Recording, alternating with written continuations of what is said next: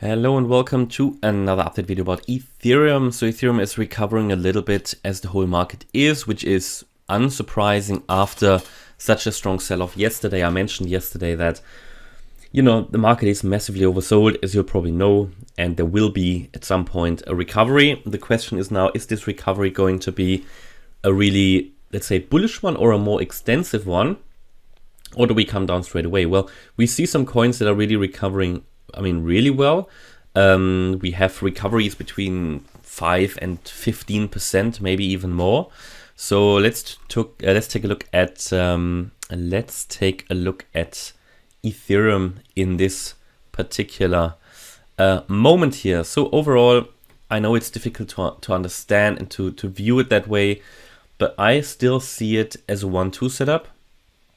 That is obviously really maxed out now. Yeah, as I said, it should not drop below $1,000, because if it goes below $1,000, this whole chart flips bearish, and then we have to see the way or the movement that occurred between June and here the high in August as corrective wave.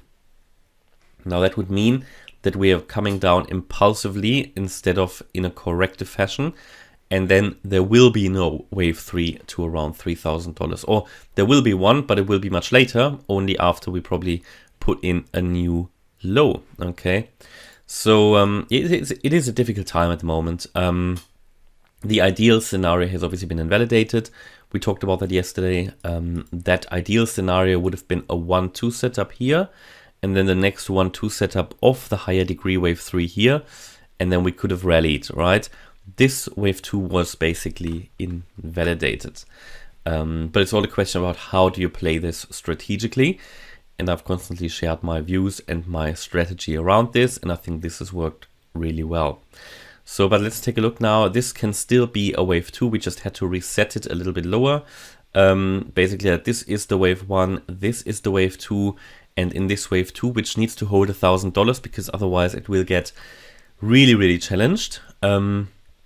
We have here an A, B, C. It's a short wave C, that's the problem I have, but it's still valid. So let's zoom in and take a look, because after the C wave bottom, we would rally all the way up. I know a lot of people say, you can't talk about a rally now, but that's the whole point of talking about a rally deep in support. Just think about the March 2020 low. Also here, a lot of people didn't believe that there would be a rally, but obviously it occurred, right? It's just when things look like they couldn't get any worse, then you see the change. Now, I'm not here yet to confirm to you that this is going to start now, because we don't have any evidence. Yes, it's recovering a little bit. And indeed, that little lower level movement here, yeah, that tiny recovery, that can actually be seen as a 5-wave move, but it's too early to really confirm that. It's just, I think, to know which level we must not break below, because then you can set your stop loss. And to be honest, we have been, and we are, very close to critical support anyway. And the reward is massive, so it's all about identifying high reward, low risk, isn't it? And this is at the moment definitely a high reward, low risk setup. Now, if you use it, that's a different question. If you think it's going to hold, that's a different question. The truth is, we don't know if the $1,000 level is going to hold, but that's not necessarily the point of trading. The point of trading is to identify those setups, use them, set the stop loss, have a low risk, high reward. If it fails, not a big deal, because the stop loss triggers, all fine, right? That's the play and that's the game. And also being conscious about your position sizes. So if we say this move down here is a C wave, then we have 5 waves down as complete. This now works really well also with the subdivisions. We already had 5 complete here, I think, when we had the previous video, but it didn't add up that well, but it was possible to count it that way. But now with one more low, it also adds up really nicely with the subwave count. So if I look at it that way, we can say that we had here another 1-2 setup, just to show you really 1-2. This was a 3-4 and this a 5. And now we've got here, this is the wave 3 down, this is the wave 4 up, and the wave 5 down to $1,070. This could theoretically be finished. Does it need to be finished? No, not necessarily. This could still drop lower, and there is a way of counting it differently that would allow for one more low, which I'm going to show you as well, so you can understand the likelihood and you know what it would entail. So in this, if we consider this as a bullish interpretation, which I know is getting challenged because we're just holding above the critical support level, but isn't it impressive that the Ethereum is holding a higher low than June, and Bitcoin has gone significantly below it? There is exactly what I've been talking about all the time, that you can't really look at Bitcoin and Ethereum together and say just because Bitcoin is going to break its June low, Ethereum is going to do the same. I've always stressed that Ethereum could just do a higher low in a wave 2, hold the wave 2, and then take off. But of course, I didn't anticipate that something would happen when I said that, like we had this week, right? All the development.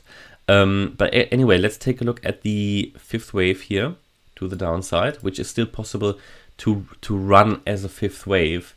So all of this could just be an Elliott Wave triangle, just to explain that to you. So we could have here wave A, B, C, D, E.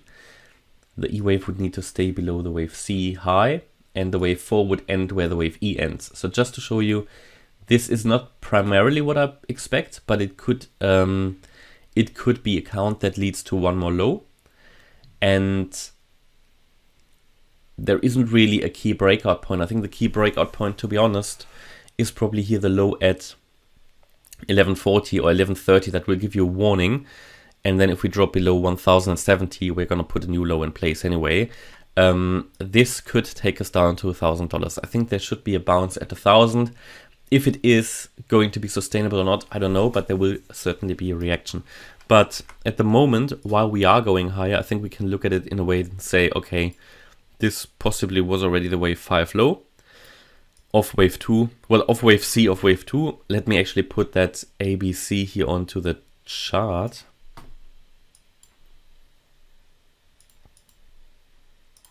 So from the top, here this was a wave A, moving up in B and coming down in C. And then this is the 5-wave move within the C wave, right? Okay, so we now have a first, and this is on a lower time frame, we now have a first 5-wave up on the ETH chart. Could be counted as a leading diagonal. Is it high probability? Not yet, because it's only a diagonal pattern. Why is it diagonal? Because we have overlaps here between wave 1 and 4. If we go to a lower time frame, on the lower time frame, you can actually see you could count it in a different way. You have a small 1-2 setup here, 1, 2, and then 1, 2. So 1, 2, 3, 4, 5, and then maybe now A, B, and we would come down and C. Sometimes you see all sorts of things on 5-minute charts, so I wouldn't put too much emphasis in it. I think the key is to understand we can count 5 waves, and therefore the importance is that this is the first sign of a possible reversal, not a guaranteed reversal, but this is the first sign that you're looking for when you're looking at Elliott waves. And what counts now is the retracement, and the retracement needs to hold the 78.6 retracement. So let's say we have topped now, which I don't have evidence for, but let's say we did, then the retracement needs to hold the $1,100 level. It's a 78.6% retrace. And a rally above, I would say 1250, which is above this wave 4 high and this significant swing low. A rally above 1250 in general is either now or after another retracement and then up, would be a further confirmation of a bottom in place. It would be amazing to get it. Of course, I can't promise it to you, but I think these are the things to look out for. 1,100 down needs to hold, and here the 1250 level needs to be broken to the upside. These are the key things to watch out for.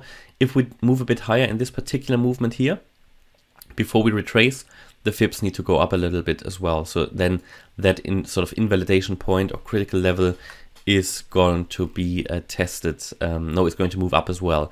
Then we've got CPI data released today. It's not going to be quiet in crypto for a while, I think, which is interesting. At least it doesn't, bore us anymore. But obviously, I would have liked to go the other way instead of crashing down that hard. Now, in yesterday's video, I mentioned we are deeply oversold. We still are actually, but we now see a reduction of the negative momentum on the 4-hour chart. That could confirm to some degree that we are getting a recovery, but it's very early days, so we just need to observe it. We also were oversold on the daily chart. Yeah, but I'll keep you updated, guys, and I hope you liked the update. If you did, please hit the like button, leave a comment and subscribe. And if you really like the content, please check out the channel membership. Thanks a lot for watching. Bye-bye.